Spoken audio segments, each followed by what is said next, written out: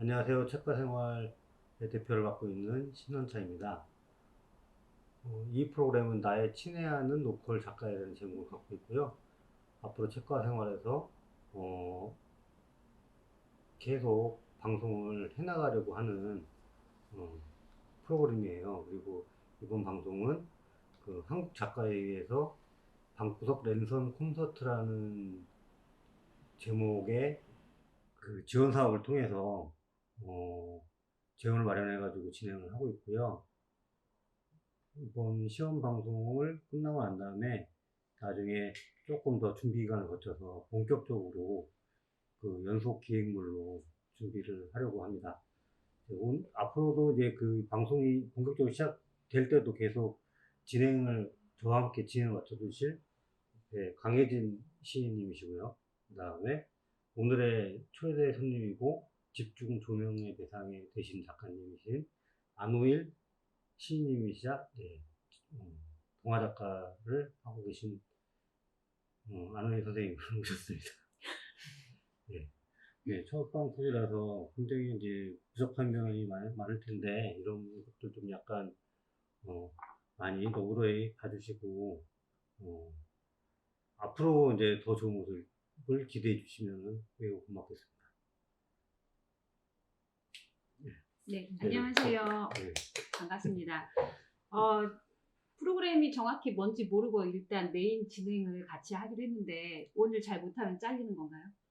아니요, 저 대안이 없기 때문에, 대안이 없기 대안이 때문에 없습니다. 네. 예, 제가 뭐, 최선을 네, 다해서 일단 저는 해보도록 이제 오늘 하겠습니다. 작년에 음, 그 처음 이제 강혜진 시인님을 알게 되고, 그래서, 어, 페이스북을 통해서 간간히 인사를 나누다가, 이제 올해 와가지고 조금 더 살짝, 친해진 감은 저는 있다고 생각하는데, 시인님은 어떻게 생각하실지 잘 모르겠어요. 아니 하여튼, 저도 예, 왜냐하면 그 중집 이 서점이라는 공간 자체도 굉장히 마음에 들고 그리고 무엇보다 저에게는 루이가 있기 때문에 예. 강아지를 맡겨야 하는 그런 제 현실적인 상황으로 인해서 제가 대표님한테 잘 보일 수밖에 없습니다. 아, 예. 네. 그런 것들은 뭐, 사실은 다, 저도, 어느 정도는 이제, 이 정도 부탁은 해도 되겠지라는 어떤, 어, 그런 생각은 있었어요. 근데, 아무튼, 제가 알기로는 선생님,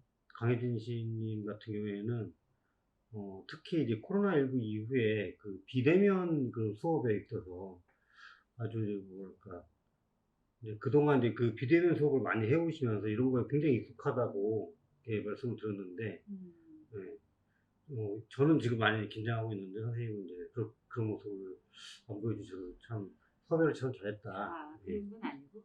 자, 어쨌거나 제가 이 프로그램을 지금 대표님께서 기획을 하셨잖아요. 예. 정확히 특히 안원 작가님은 오늘 이제 처음 같이 이야기를 나눠보니까 좀 설명을 좀 해주시면 좋을 것 같아요. 왜 이런 기획을 하게 됐는지부터 예. 간단하게 설명 좀 해주세요. 저는 이제 일단 작가 생활이 서점이라는 거는 뭐 아시는 분은 아실 텐데요. 올해 들어와가지고 저희 서점이 바뀐 게 이제 여러 가지가 있는데 이제 본격적으로 이제 비건 베이커리 카페를 시작을 했고 또 하나는 출판사를 이제 본격적으로 시작을 했던 거예요. 그래서 출판사로서 본격적으로 전국 유통을 이제 시작하게 된 책이 지금 여기 화면에 보실 네. 음모는 철부지라는 책이고 이 책의 제목은 부제는 전일방송 대학가요제의 기억이라는 그 부제를 달고 나왔어요. 이게 5월 달에 출간이 돼가지고 지금 전국 유통 시작한 건 7월부터 이제 전국적으로 이제 배포를 하고 있는데, 이 책이 40년 전의 이야기를 다룬 거예요.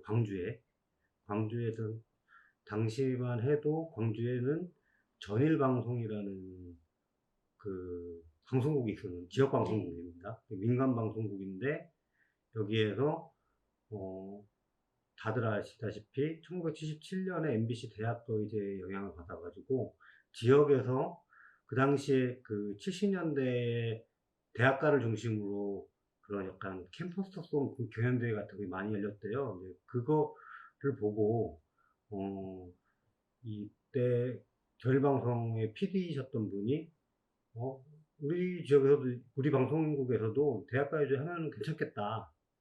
그래서 열었는데 여기에서 이제 그 의외로 원래 약간 창작곡만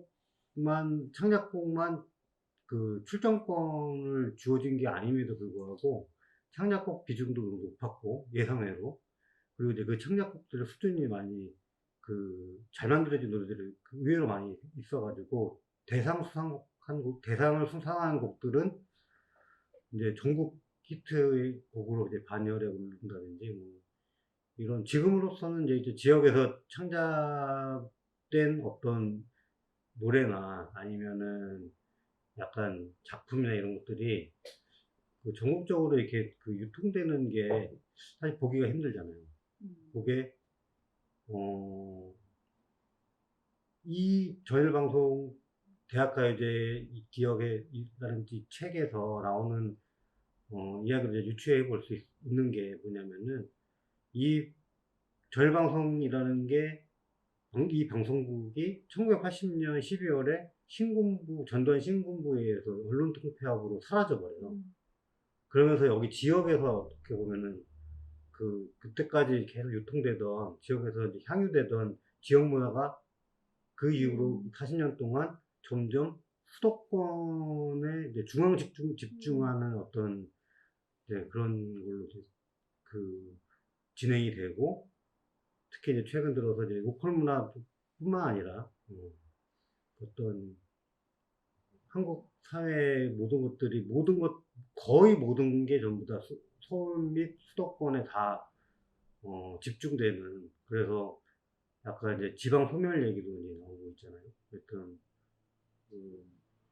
그런 뭐 이야기를 다루는 거고, 특히 여기에서는 이제 과연 이제 로컬 문화는 앞으로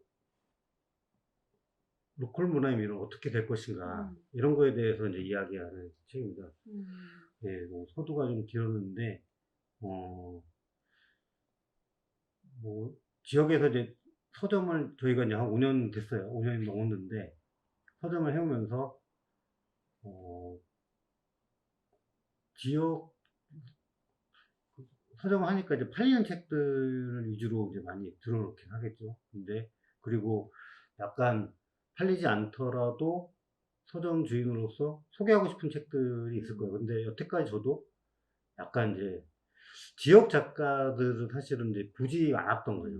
또 그런 방송도 있었고, 이번 기회에 이번 기회에 어떻게 보면은 다시 이제 다시 이제 지역에서 활동하시는 분들이 어떤 분들이 있는지도 이제 알아보고 싶고, 그런 것들을 지역에서 지금 오랫동안 활동하고 계시는 강혜진 시인님을 통해서 어떻게 보면 이제 소개를 받고, 네. 함께 이제 약간 새로운 흐름들을 만들어 봤으면 좋겠다, 이런 욕심에서 이 방송을 이제 기획을 하게 됐습니다.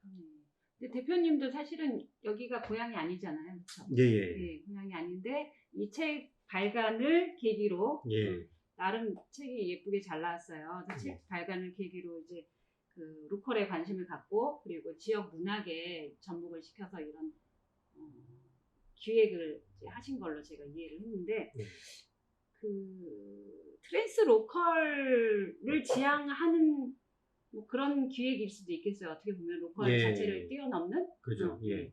그래서 어떠세요, 이런 프로그램 기획에 대해서? 이런 기획은 특히 이런 전 솔직히 말해서 지역 작가 이런 단어는 없어져야 된다고 생각을 하는 사람이에요. 왜냐하면 사실상 지역에서 서울도 지역이거든요. 그렇죠. 지역 중에 하나이고, 다만 서울에는 많은 출판사와 어떤 문화적인 어떤 혜택, 예술적인 혜택이 집중되어 있기 때문에 이런 말들이 오고 가는데, 사실상 우리 지역에 뭐 이런 작은 소도시에 살고 있는 작가라고 해도 글을 쓰면 어차피 서울에 있는 출판사와 이렇게 연결을 해서 책을 내고 그러기 때문에 똑같거든요. 솔직히 말해서 장흥이라든가 강진에 이렇게 뭐 이름 있는 뭐 작가들 원로 작가들도 있는데 그분들한테는 지역 작가란 말 안 하잖아요. 그래서, 그러니까 이런 말 자체가 저는 음. 옛날부터 이렇게 들으면 약간 좀 이건 잘못된 표현, 그냥 지역에서 살고 있을 뿐인데 네, 이런 생각이 좀 음. 들었어요. 그렇지만 음. 그럼에도 불구하고 이러한 프로그램이 이렇게 만들어지는 거는 굉장히 좋고 좀 더 널리 만들어져서 널리 이렇게 전파가 되면 이렇게 좋은 작가들, 좋은 작품들이 많이 이렇게 알려지지 않아서 이렇게 수상되거나 또는 그대로 흘러버리는 그러한 누수가 돼버리는 그런 경우들이 많거든요. 예. 이런 매체를 통해서 또 많은 널리 퍼져가면 알려지면 좋겠다는 생각이 듭니다. 대표님의 무게가 엄청 어깨가 무겁겠습니다. 너무 무거우면은 나눠지면 예, 되는 예, 거죠. 예, 이제 예. 또. 그래요. 안 무겁게 하려고요. 네, 안 무겁게. 가볍게. 저는 아까 대표님이 소개해 주셨듯이 시를 쓰고 있어요. 광주에 산 지는 한 20년 넘은 것 같아요. 27년 정도 된 것 같아요. 벌써 그렇게 됐네요. 제 나이가 공개되는 건 아닌가 모르겠는데 여튼 20년이 넘었습니다. 근데 저는 이제 충청도 사람이고 그리고 대표님도 보니까 서울에서 내려오셨고 그리고 제가 안호일 작가님의 프로필을 보니까 목포에서 출생을 하셨더라고요. 광주에서 태어난 게 아니라 목포 뭐 섬이나 이런 데는 아니겠죠? 목포시입니다. 목포시에서 나는 목포시에서 태어나셨는데 어떻게 보면 또 지역 중에 또 지역이라고 할 수도 있잖아요. 우리가 근본적으로 태어난 그런 고향들이 그럼에도 불구하고 이렇게 광주에서 만났습니다. 오늘 이제 첫 번째 이달의 작가, 첫 번째 작가는 안호일 작가님인데 그래서 오늘 안호일 작가님의 비밀을 캐내는 그런 시간을 한번 갖도록 해보겠습니다. 제가 간단하게 프로필을 적어왔어요. 안호일 작가님은 광주 전남 작가회의 이사로 있습니다. 그리고 최근에 이게 지금 최근작이죠. 녹두밭의 은하수라는 책을 발간을 하셨고 여기 앞에도 있습니다. 그리고 앞에 있는 지금 대부분 책이 다 작가님 책이에요. 예, 여기는 이제 강혜진 시인님. 네, 부끄럽습니다. 지금. 그리고 한 권은 두 권 절판이 돼 있고요. 그런 얘기. 한국 안데르센 우수상을 받으셨어요. 그리고 숭순 문학상 우수상을 받고 시집과 청소년 시집, 동시집, 동화집 다수가 있습니다. 너무 많아가지고 제가 총 몇 권의 책을 내셨죠? 그럼? 뭐 알게 모르게는 공적까지 공적까지 하면은 뭐 20권이 넘고요. 네. 제 순수 창작물로만 열 몇 권이. 열 몇 권. 네. 저는 그 중에서 청소년 시집이 있었잖아요. 네네. 네. 그래도 괜찮아? 그래도 괜찮아. 나는 나다. 나는 나다. 저는 작가님의 다른 책들도 다 재밌게 읽었지만 이 청소년 시집도 아주 재밌게 읽었던 기억이 있습니다. 최근 제가 그래서 어떤 책을 가지고 우리가 셋이 이야기를 나누면 좋을까 생각을 해봤더니 역시나 이제 아무래도 최근 작이 좋겠죠? 보니까 이 책으로 강연도 엄청 많이 다니시고 하더라고요. 요즘에. 전라남도 많이 버십니까? 전라남도 한 책 읽기에 선정이 돼서 그 덕에 강연을 많이 다니고 있어요. 보니까 엊그제도 멀리 강연을 다니고 내일도 단양을 가고 토요일도 여수도 가고 이렇게 바쁘실 텐데도 기꺼이 응해 주셔서 감사합니다. 이 책은 동학 농민운동에서 활약한 그런 청소년들에 대한 그런 이야기들을 그리고 있는데 혹시 대표님 읽어보셨습니까? 저는 다는 못 읽고 앞에만 좀 보고 저는 뭐랄까 오늘은 안호일 선생님의 첫 번째 시집을 좀 집중적으로 그러면 저는 어른이니까요. 녹두밭의 은하수 이야기를 저는 나누고 대표님은 시집에 관해서 이제 이야기 나누면 되겠네요. 그러니까 저는 여기에서 나오는 그 인물들이 있잖아요. 특히 탄이라는 아이는 작가를 꿈꾸는 그런 서정적인 그런 남자아이, 청소년, 그리고 서롱이라는 그 접주의 딸인 남장을 한 맞나요? 제 기억. 소롱이는 이제 여자인데 여자인데 이제 의병으로 남자- 활동하면서 남장을 네, 한 남장을 거죠. 한. 제가 이 책을 읽고 나서 되게 많이 울었어요, 사실. 또 그 감동이 막. 감사합니다. 네. 왜 울었다고 하는데 제가 감사합니다. 제가 울 것 같아서 제가 그러셨구나.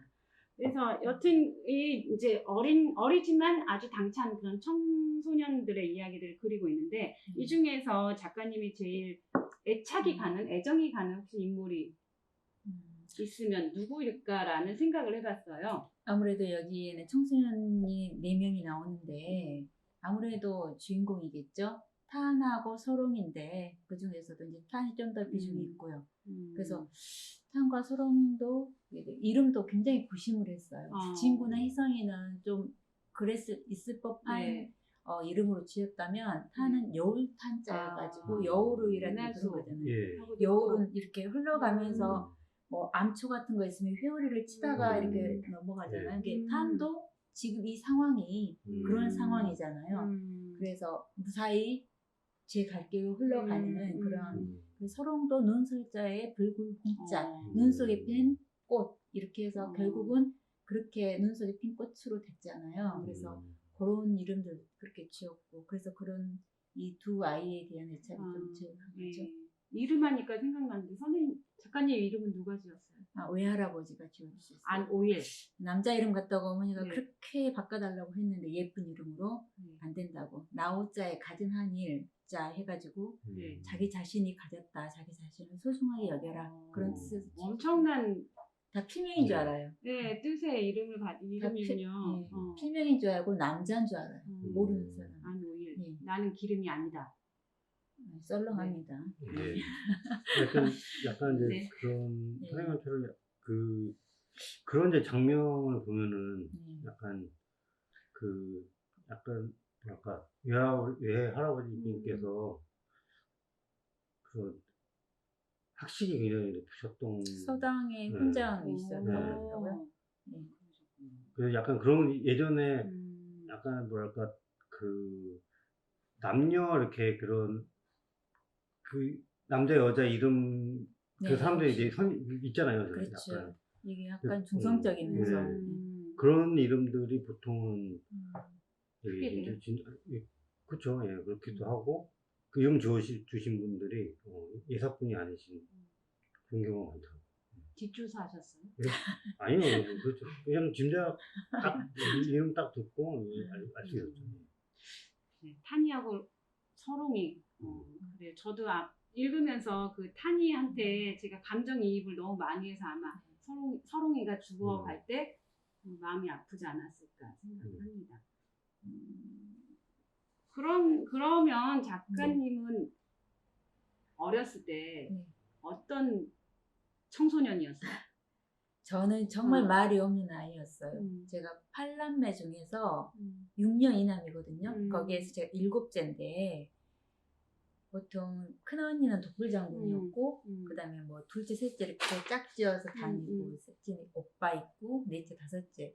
저는 그러니까 안 끼워주려고 해서 혼자 놀았던 골목길에서 혼자 놀았던 기억이 많거든요. 그리고 좀 말이 없고 내성적인 아이 이랬었던 것 같아요. 고등학교 때까지 쭉. 그럼 여기 내 인물 중하고 가장 비슷한 아이를 내면적인 거는 서롱이고요. 그리고 또 외면적인 거는 뭐 탄? 뭐 이렇게 보시면 될 것 같아요. 네. 그래요. 그리고 제가 또 하나 읽으면서 궁금했던 게 뭐냐면 장흥의 이런 석대들이라는 장소가 실제로 있죠. 있는 마지막 그 뭐라고 하죠? 그 마지막 전투 혈전. 항징지라고 해야 되나? 뭐라고 하죠? 아무튼 그런 그 소재를 그런 공간을 미리 예전에도 관심이 있었어요?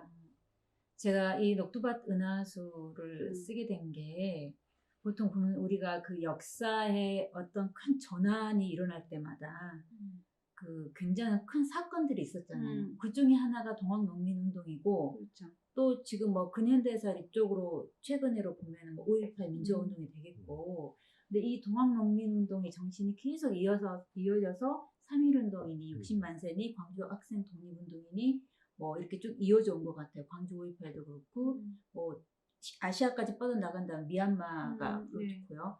그래서 그런 전환의 큰 역사의 사건들이 있었는데 그때마다 영웅들이 있었잖아요. 근데 그런 영웅도 못지않게 이름 없이 싸우다가 알려지지 죽어간 않은, 영웅, 그 이름 없는 영웅들도 굉장히 많잖아요. 근데 그 안에서도 청소년들, 제 몫을 다 한 청소년들도 굉장히 많았어요. 그래서 처음에 이 소롱이 모델의 모태가 되는 이소사라는 여접주를 제가 자료를 통해서 만나고 그러면서 윤성도라든가 그 진짜 소년 뱃사공이 있었어요. 그래서 마지막 전투에서 이렇게 피신하는 그 농민군들 500여 명을 그 윤성도라는 소년 뱃사공이 자기 그 배로 몇십 명씩 밤에 뭐 이렇게 그 인근 지역의 작은 섬들로 이렇게 피신을 시켜서 모두 무사히 피신을 시켰다는 그런 이야기가 있거든요. 그리고 뭐 박백환이라든가 또 다른 또 청소년들도 있어요. 13살, 14살들인데 그런 청소년들을 제가 자료를 통해 봤는데 그 청소년들이 다 이 장흥석대들 전투에서 활약했던 청소년들이에요. 그래서 이 장흥석대들 마지막 전투가 배경이 된 거고요. 지금 그 석대들이라는 곳이 들판이에요? 지금은 아니, 들판이죠. 거기에서 그 많은 농민군들이 싸웠지만 그 신신무기에 뭐 당할 재간이 없죠. 근데 죽기를 각오하고 간 거죠.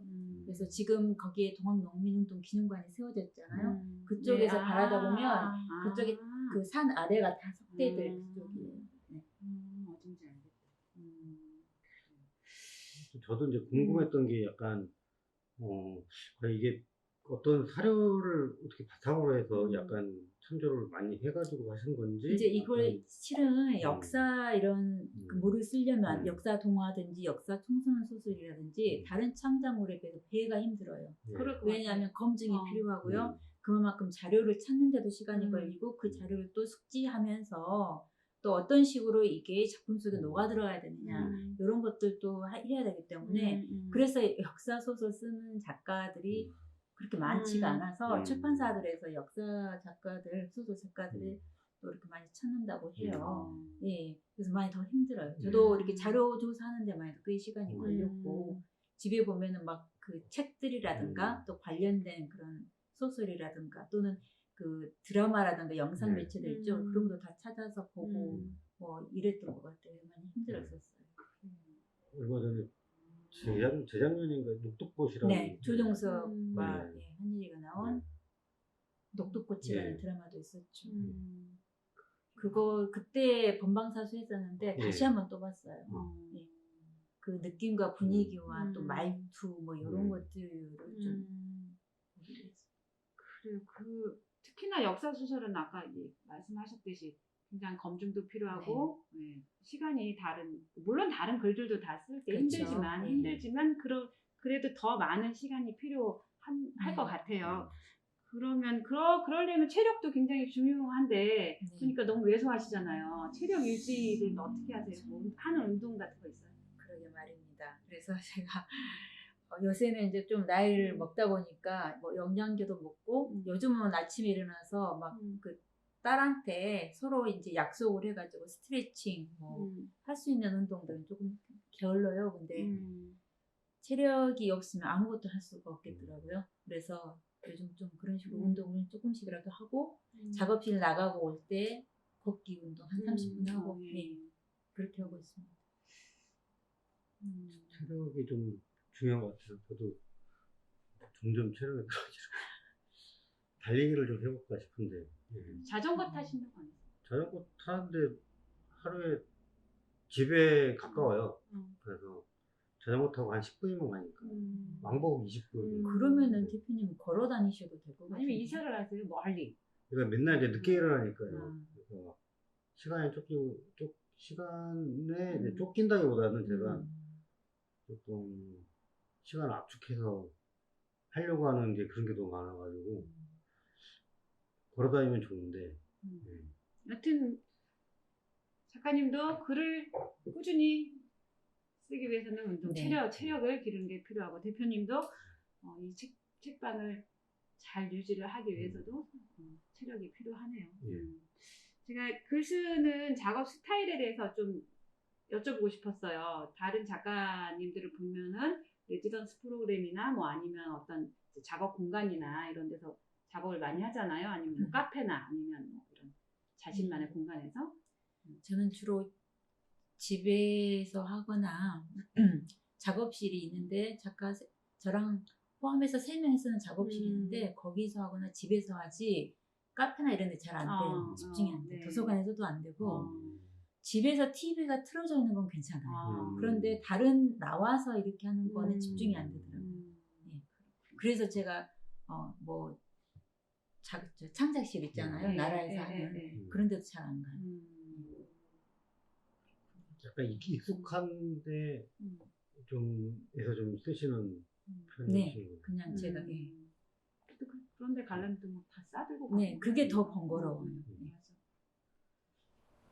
제가 녹두밭의 은하수에 관련된 궁금한 게 너무 많은데 그것은 잠시 접어두고 이제 네. 다음 원래 선생님 작가님이 시로 등단을 하셨잖아요. 네. 그 시 이야기를 좀 듣고 싶어요. 그래서 대표님께서 보니까 시집을 아주 열심히 포스트잇을 붙여가면서 읽고 계시더라고요. 한번 이야기를 나눠보도록 하겠습니다. 사실은 이제 이 방송은 독자의 엽서를 받아가지고 본인이 이제 이 제목이 나의 친애하는 로컬 작가 얘기잖아요. 근데 자기가 그 독자가 내가 이 작가를 좀 방송에 소개했으면 좋겠다라는 사연을 적으면은 그걸 뽑아가지고 이제 전달하는 이런 걸로 하려고 했지만 현실적으로 이게 불가능하다는 일이 많아서 지금은 이제 그거를 그 엽서를 이제 제가 직접 썼습니다. 예, 엽서를 제가 직접 썼고요. 작가님한테 네. 궁금한 내용을 네. 직접. 네. 제가 독자로서 이번에 알게 되면서 특히 저는 뭐랄까, 저는 아직까지는 청소년 문학이나 어린이 문학을 어릴 때부터 제가 잘 안 봤거든요. 어릴 잘 때부터, 안 예. 독특하시네요. 근데 예. 서점을 하시고. 어릴 때는 성인 문학을 많이 봤죠. 성인 예, 문학을. 그냥 뭐, 그러니까 성인 문학이라고 해도, 제가 이제 뭐 약간, 어릴 때 약간 위인전 이런 거는 이제 뭐 그냥 하는 건데, 그 동화책 같은 거 잠깐 이제 초등학교 때 봤고, 이제 중학교 때부터 제가 이제 탈무드를 읽기 시작을 하면서 새로운 세계를 알게 된 거예요. 그래가지고 탈무드? 약간, 독특하죠. 예, 그 생일 선물로 저희 친구한테 받고 난 다음에 그래서 이제 그 문고판에는 시리즈를 전부 다 이제 보고 막 이러다가 이제 고등학교 때 하여튼 뭐 이런저런 그 당대 이제 그런 작가들 뭐 시집이든 소설을 막 닥치는 대로 그래서 보고 그랬죠. 그래가지고 제가 이제 딱 가장 안호희 선생님의 딱 관심 가는 책은 단 한 권이었어요. 첫 번째이지. 화려한 반란이라고. 예. 이렇게 사진 속에 보이는 거고 이쪽에도 있고요. 예. 이거를 이제 보게 됐고 이걸 이제 보면서 여기서 이제 좀 궁금한 그 이야기가 좀 궁금한 시집이 하나 있어요. 그래서 어떤 엽서라는 작품이 있어요. 그리고 거기에 마지막 연에 이런 구절이 나옵니다. 천상의 소리는 들리는 것이 아니라 보이는 것이어서 세상 참 고요하다. 이렇게 끝을 맺어요. 근데 이 여운이 읽고 나서도 책을 이제 그 시집을 다 읽고 나서도 막 계속 남는 딱 한 편이 있다면은 이제 이걸 꼽을 수 있겠거든요. 그래서 선생님한테 약간 이 시에 대해서 좀 얘기를 좀 듣고 싶은 마음입니다. 꽤 오래 됐는데 그 시를 쓰게 된 게 저기 전대 사거리 쪽에서 오남동 쪽으로 이렇게 걸어가는 길이 있어요. 좀 밤이었거든요. 그래서 좀 바람을 쐬고 싶어서 이제 차를 안 타고 이렇게 걸어가는데 이제 밤이니까 이제 다 셔터가 내렸는데 어느 작은 전파사가 있었어요. 근데 그 전파사 앞에서 그 앞을 못 보는 그 맹인 분이신 것 같더라고요. 그분이 뭐 이렇게 뭔가를 불고 계시는데 그게 굉장히 그 뭐라 그럴까 그 소리가 이렇게 나는데 그 소리가 들리는 게 아니라 소리가 보였다라고 표현을 해야 맞을 정도로 묘한 느낌이 들었어요. 그 까만 밤하늘에 인적도 드물고 차도 이제 별로 없는 그 거리에 그런 모습을 보고 꼭 제가 뭐 판타지 세계에 들어간 것 듯한 그런 느낌이 들어서 그 장면이 계속 잠을 자면서도 이렇게 떠올라서 쓴 씨가 바로 어떤 엽서, 정말 엽서 같은 어느 한 단상? 그러면서 거기서 저에게 오는 어떤 울림과 뭐 글자 없는 메시지가 다가왔거든요. 그래서 쓴 시가 바로 그 시예요. 근데 대표님이 그걸 또 그렇게 와 닿으셨다 하니 좀 저도 감회가 새롭네요. 예. 여튼 근데 이제 약간 지금 제가 끝에만 구절만 아까 말했잖아요. 근데 뭐랄까 시집에서 이렇게 보는 사람마다 이렇게 바라보는 그 관점들이 다 달라가지고 다 뭐랄까 누구는 자기는 좋았다고 하지만 나한테는 안 닿는다는 시도 있고 그렇잖아요. 근데 저는 요게 유독 그랬고 아까 뭐랄까 그 작가님이 그 탄이랑 탄이랑 또 뭐였죠? 소롱이요? 네, 소롱이가 그 내면에는 소롱이고 외면에는 탄이가 있으셨다고.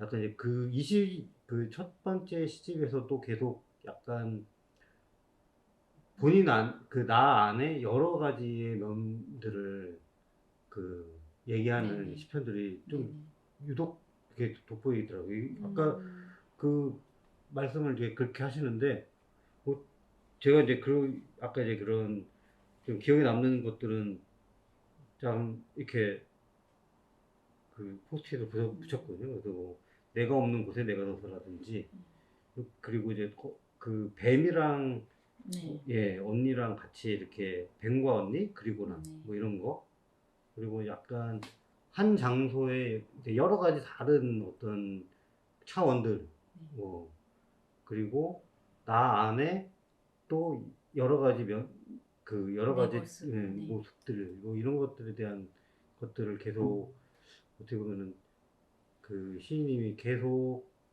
그 작품 세계에서 천착해왔던 것들이 아닌가 그런 생각이 듭니다. 어차피 시는 또 그 1인칭이잖아요. 네.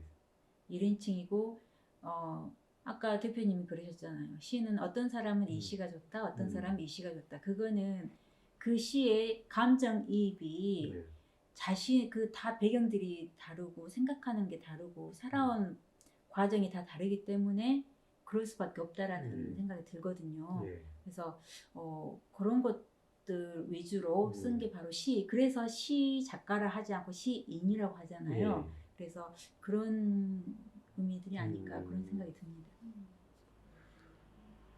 뭐랄까 지금 제가 이제 딱 노순간은 이제 저한테 이제 시인 안우인님이시고 안우일님이시고 좀 더 궁금한 거는 뭐랄까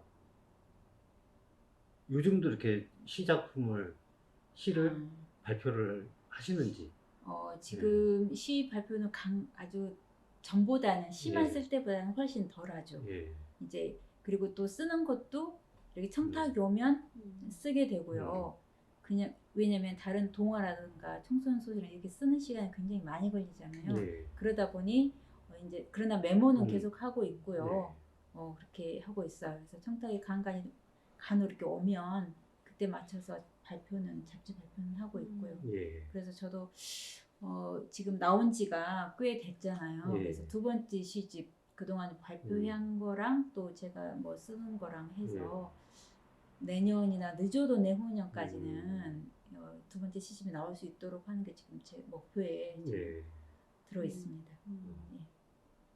저는 저는 일단 제가 예. 시로 출발을 했잖아요. 예. 그래서 그냥 시는 제 호흡이고 예. 그냥 언제까지나 제가 글을 쓸 수 있는 그 마지막 순간까지 쓰고 생각하고 살아가는 그게 바로 저는 시고요. 우리 저기 동화나 이렇게 소설 같은 경우는 이제 그 바탕에서 이렇게 제가 하고 싶은 말들을 이렇게 작품으로 쏟아내는 거고 그냥 그렇습니다. 장르가 다양해졌을 네, 뿐이네요. 네, 그냥 네, 뭐 네. 이렇게 변화를 하거나 한 건 아니고 그렇죠. 노선을 바꾼 게 바꾸고 아니라 예, 그런 건 아니고 그냥 이렇게 저는 말 나온 김에 아까 대표님 그 마음에 들었다는 드셨던 그 시 들어보고 싶어요. 엽서? 예, 낭송을 한번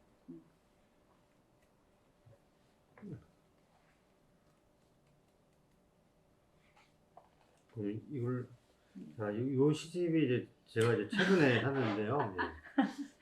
그 지금 출판사에 거꾸로 들고 낭송하는 게 아닙니다. 이게 굉장히 희귀본이에요. 예. 나중에 엄청 비싸지는 거 아니에요? 출판사에서 보면은 왜 저러지? 그러겠는데요. 저도 처음 봤어요. 저도 그런 서점에서 책을 팔다 보면은 가끔 이런 책이 나와요. 표지와 본문이 좀 거꾸로 이제 돼 있는 책들이 간혹 좀 이해가 안 되잖아요. 어떻게 그 일정하게 그 공장의 어떤 인쇄소 대재본소라는 이제 공장의 그 컨베이어 벨트에서 자동으로 이렇게 다 재책이 돼가지고 이제 나오는 거거든요. 근데 간혹 이런 게 나와요. 이게 왜 그럴까 해서 알아봤거든요, 제가. 그랬더니 재본소에 이렇게 컨베이어 벨트에 이제 라인을 따라서 이제 사람들이 이제 다 이렇게 차례대로 재책을 하는데,